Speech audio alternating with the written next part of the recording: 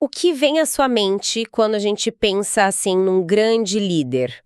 Coragem, carisma, talvez uma posição de autoridade, um cargo importante. Essas são as imagens clássicas, né? Mas, e se essas características que a gente sempre associa à liderança, na verdade não forem o ponto principal? E se elas forem tipo até uma distração? Hoje, a gente vai fazer um mergulho numa perspectiva bem diferente sobre liderança, baseada nos escritos de Ronald Heifetz.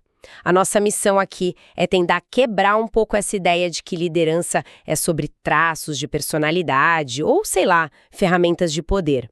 Vamos explorar um conceito que muda totalmente o foco. Exatamente. A ideia central que a gente vai discutir é que a liderança precisa ser ancorada no trabalho a ser feito, ou seja, no desafio que precisa ser enfrentado, sabe? No problema que precisa ser resolvido. A liderança não estaria nas qualidades pessoais ou no poder de quem lidera, mas sim na tarefa em si. É uma virada de chave assim fundamental. Certo. E a primeira coisa que o material faz é atacar a ideia mais comum de todas, a de que líderes têm um conjunto especial de qualidades. Sabe, quando uma empresa vai contratar alguém para um cargo de liderança, a primeira coisa que fazem é uma lista. Precisa ser visionário, resiliente, comunicativo. Parece que existe uma receita de bolo. Mas a análise que a gente tem aqui mostra que essa receita é uma armadilha. É uma armadilha total porque essas qualidades são genéricas demais. Elas não dizem nada sobre o trabalho específico. O exemplo usado na fonte é muito bom. Pense em alguém com uma capacidade analítica fora do comum e um conhecimento profundo do corpo humano. Que qualidades incríveis, certo? Mas, o que essa pessoa faz? Impossível saber só com isso. Exato. Ela poderia ser uma cardiologista que faz cirurgias de peito aberto ou um patologista que analisa tecidos no microscópio o dia inteiro, sabe? Ou ainda uma pesquisadora num laboratório tentando encontrar a cura para uma doença. São trabalhos completamente diferentes, que exigem rotinas e temperamentos muito distintos, mas que partem do mesmo conjunto de habilidades básicas.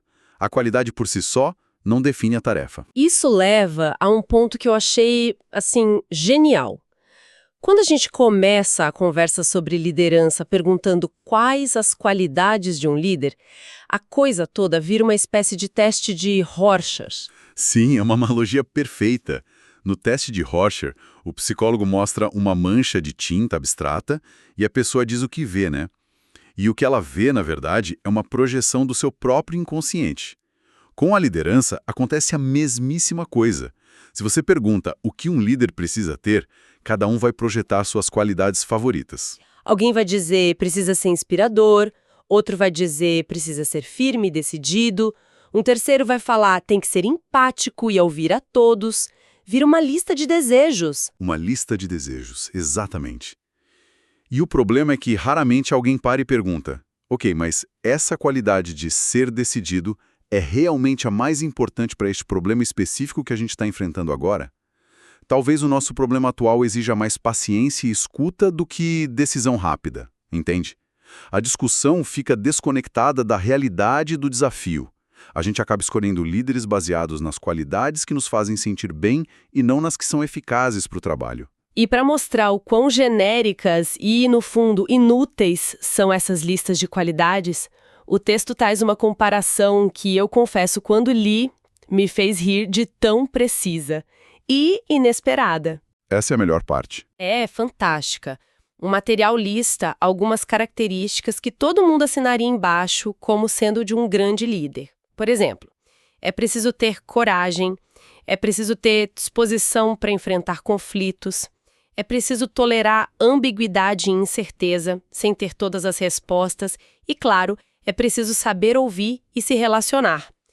Parece a descrição perfeita do CEO de uma startup do Vale do Silício, né? Com certeza. Poderia estar em qualquer anúncio de vaga para a diretoria. Mas aí vem a reviravolta. Todas essas são, sem tirar nem pôr, as mesmas qualidades necessárias para criar filhos adolescentes. É absolutamente verdade. Pensa bem, criar um adolescente exige uma coragem absurda. Exige enfrentar conflitos quase que diariamente. Exige tolerar uma incerteza gigantesca, porque você nunca sabe o que está acontecendo na cabeça deles. E, como diz o texto, você basicamente reza para que tudo dê certo no final. E, acima de tudo, exige saber ouvir e tentar se relacionar com aquela pessoa que mora na sua casa, mas que de repente parece um completo estranho. É a mesma lista. Essa analogia é brilhante porque ela desmonta o argumento de forma definitiva. Se essas habilidades são cruciais em contextos tão diferentes, desde a presidência de uma empresa até a criação de um filho, então dizer que elas são as características definidoras da liderança é um equívoco. Não é que elas não sejam úteis, claro que são. São habilidades para a vida, mas elas não são a essência do ato de liderar. Elas são ferramentas que qualquer um pode precisar em diferentes momentos. Faz todo sentido, mas isso me leva a pensar em outra coisa. Se não são os traços de personalidade, muita gente vai direto para a segunda armadilha: o poder, a autoridade formal, o carisma, a capacidade de dar ordens. O material também aborda isso, certo? Porque essa confusão entre ser chefe e ser líder é extremamente comum. É o segundo grande mito a ser desconstruído. A fonte é muito direta sobre isso. Uma pessoa pode ter todas as ferramentas de poder e influência, autoridade, carisma, uma retórica impecável, controle sobre o orçamento, mas ainda assim não exercer liderança nenhuma. Na verdade, ela pode usar todo esse poder para o exato oposto da liderança. Como assim, o oposto? Liderança, na visão de Heifetz, é sobre mobilizar as pessoas para que elas enfrentem problemas difíceis, especialmente os problemas que exigem que elas mesmas mudem seu jeito de pensar e agir. São os chamados desafios adaptativos. Agora, imagina um executivo numa posição de grande autoridade. Ele pode usar todo o poder dele para manter o status quo, para dizer a todos que está tudo bem, não se preocupem, continuem fazendo o que sempre fizeram. Ele pode usar o carisma para acalmar os ânimos e evitar conflitos necessários. Ele usa as ferramentas de poder para proteger as pessoas do problema, em vez de mobilizá-las para enfrentá-lo. Entendi. É como o capitão de um navio que está indo em direção a um iceberg e ele usa o microfone não para alertar sobre o perigo e organizar a mudança de rota, mas para tocar uma música suave e dizer que a viagem segue tranquila. Ele tem autoridade, mas não está liderando. Exemplo perfeito. Ele está exercendo autoridade, mas não liderança. Liderança seria pegar o microfone e dizer: pessoal, temos um problema sério à frente. Não vai ser fácil. Vamos ter que mudar de rota, racionar recursos e todos precisarão aprender funções novas, mas precisamos fazer isso para sobreviver. Isso gera estresse, conflito, incerteza. Isso é liderar. Usar o poder para evitar esse desconforto é o contrário. Mas espera aí. Na prática é difícil separar. Se o CEO manda e todo mundo obedece, ele não está liderando a empresa? Mesmo que seja para o buraco? Porque no dia a dia, a figura de autoridade é quem a gente segue. O texto dá alguma pista sobre como diferenciar isso? A pista está justamente no tipo de problema que está sendo enfrentado.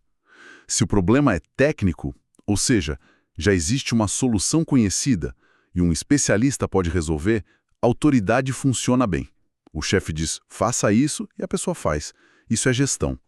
Mas se o problema é adaptativo, a tecnologia mudou, o mercado mudou, a cultura da empresa está tóxica, não existe uma resposta pronta. A solução precisa ser construída por todos. E isso exige que as pessoas mudem. É nesse momento que a liderança de verdade aparece.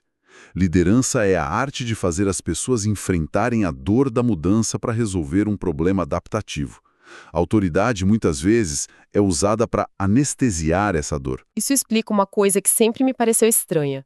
O material menciona que foram feitos milhares de estudos, ao longo das décadas para tentar definir um conjunto universal de características de um líder. E o resultado é sempre o mesmo. Uma busca frustrada.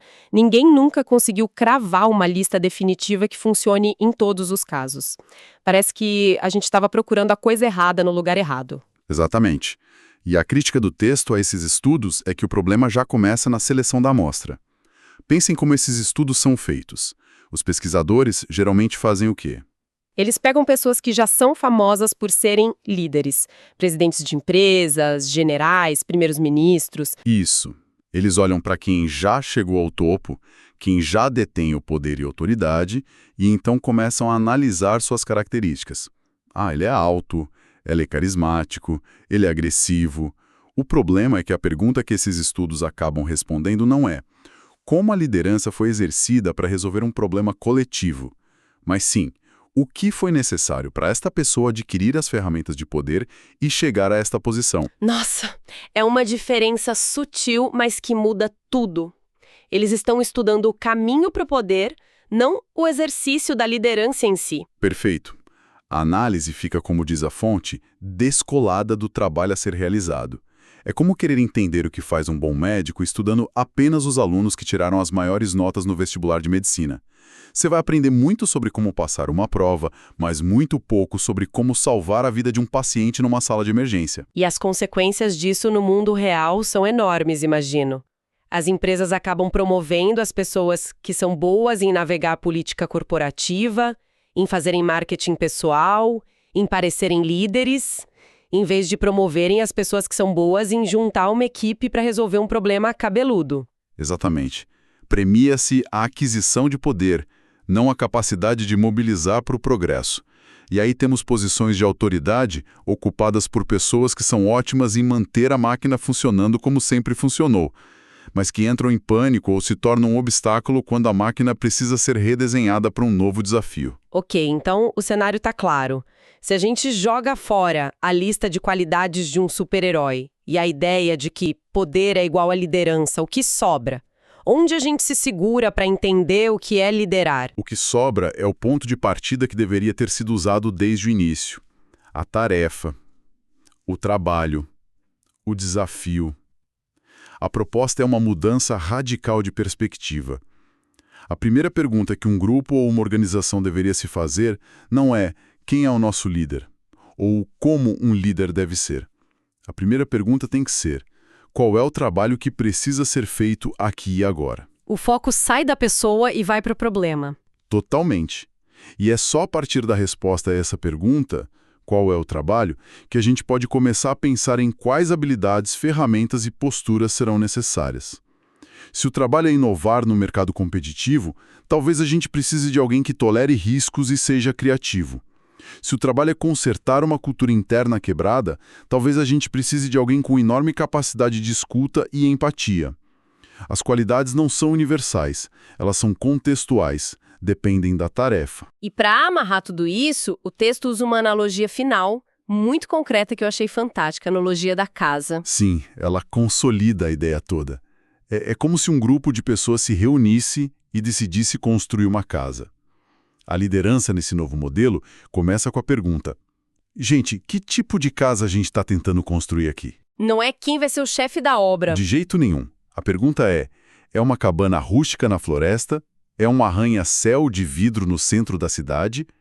É uma casa segura para abrigar uma família que está crescendo? O foco é no projeto, no resultado, na casa a ser construída. E só depois de definir isso, só depois de todo mundo entender que o objetivo é construir, digamos, uma cabana rústica, é que a gente pode discutir as ferramentas e as habilidades. Ok, para uma cabana vamos precisar mais de um martelo do que de uma britadeira. Vamos precisar de alguém que entenda de madeira, não de aço estrutural. Vamos precisar de paciência e trabalho artesanal, não de velocidade e produção em massa. As ferramentas e as características do construtor vêm em segundo lugar, sempre a serviço da casa. Liderança, então, é a atividade de manter todo mundo focado em construir aquela casa específica. É uma virada de chave completa. Resumindo a nossa jornada aqui, a gente começou com as noções tradicionais de liderança, que focam em quem a pessoa é, seus traços de personalidade ou no que ela tem, suas ferramentas de poder. E a gente viu como essa abordagem é, na melhor das hipóteses, incompleta e, na pior, enganosa. E vimos que isso leva a erros, como a busca infinita por uma lista mágica de qualidades ou a confusão entre autoridade e liderança. Exato. E o grande paradigma que emerge desse material é mudar o foco. Sair da pergunta quem é o líder e ir para a pergunta qual é o trabalho a ser feito. A liderança deixa de ser um atributo de uma pessoa especial e passa a ser uma atividade, uma função, que qualquer um, em qualquer posição, pode exercer para ajudar um grupo a enfrentar um desafio coletivo. Isso nos deixa com uma reflexão final, que é quase um convite à ação. Se a liderança é sobre o trabalho a ser feito e não sobre um cargo ou um título, em quais momentos do nosso dia a dia, no trabalho, na família, na nossa comunidade, estamos sendo chamados a exercer liderança para construir uma casa mesmo sem perceber? É uma ótima pergunta. A gente tende a esperar que alguém de cima resolva. Exatamente. Quantas oportunidades de liderar a gente perde por achar que não tem o perfil ou a autoridade? Aquele projeto no escritório que todo mundo sabe que é importante, mas ninguém quer pegar? Aquela conversa difícil na família que todo mundo evita? Aquele problema no bairro que afeta a todos, mas que ninguém se mobiliza para resolver? Talvez o trabalho esteja ali, o tempo todo, só esperando alguém dar o primeiro passo e começar a perguntar para os outros. E aí, então? Que casa a gente quer construir aqui?